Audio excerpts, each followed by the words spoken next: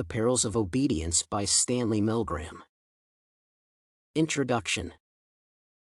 The Perils of Obedience by Stanley Milgram is a great work for investigating the reflection of people to obey while the threat is essential. In this case, the work by Milgram represents a set of procedures implemented on the part of an experimenter to participants. The whole concept of this work is concentrated on the idea of pointing out an extent to which the perils of obedience are felt by participants. The author points out the nature of obedience in people, as getting through ethics, sympathy, and moral conduct. Thus, the perils of obedience go far beyond the standards of morale and ethics exemplified in the experiment by Milgram. Main body. First of all, it is necessary to state that the work is considered with psychology. It provides an outlook on how people obey under a threat of being punished. The experiment is very demonstrative. Psychologist Stanley Milgram from Yale University wanted to realize and experimentally check the possibility of people obeying orders that contradict their natural will. In this respect, the generator of electricity was implied to make people do what a person in authority wants them to do. The question is that here it is about a command to a person to shock people by command of a person in authority. The whole experiment is aimed at showing off the extent to which it is possible to inflict pain from one individual to another solely because of command. The main participants in the research were the experimenter, the author himself, the learner, victim, and the teacher, executor. The aim of the experiment is the fact that each time a teacher obeys to examiner she should switch on the electric shock that is implemented to a learner nearby. Starting with 30 volts, the increments become 15 volts higher each time a participant obeys. Though, the switches included the following ones: slight shock, moderate shock, danger, and XXX. It illustrates the amplitude of possible shock on the victim starting from 30 volts up to 450 volts. 40 participants were selected for the experiment anonymously. They were in the role of either a teacher or a learner. The effect was reached when a teacher heard the learner's cries from outside.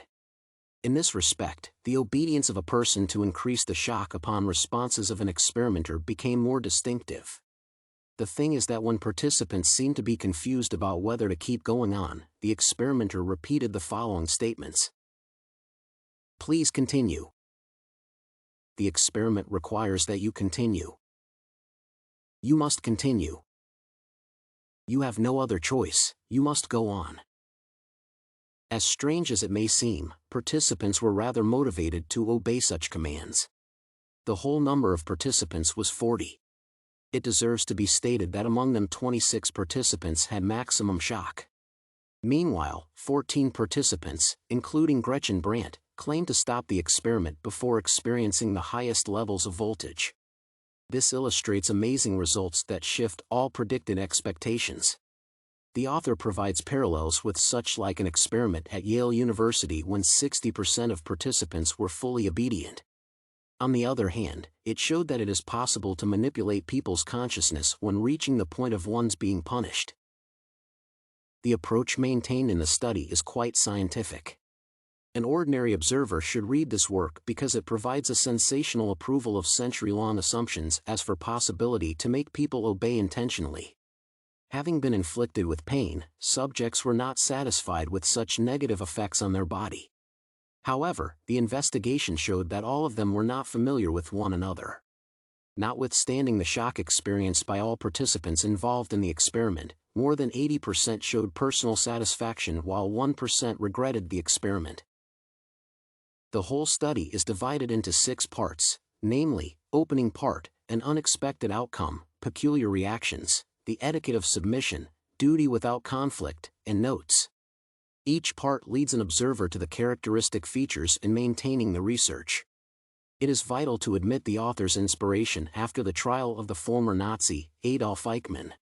Milgram outlines personal interest in making this experiment so significant for psychology and to him, in particular. After reaching the effect of the experiment, Milgram writes in his study, ordinary people, simply doing their jobs, and without any particular hostility on their part, can become agents in a terrible destructive process. Thus, he concludes that the role of filling people with wrong intentions is high when it is done from the side of authority. Conclusion. To conclude, it is vital to state on the rather creative and well-designed organization of the Milgram experiment. All details and the main aims were determined by the author, showing rather paradoxical results.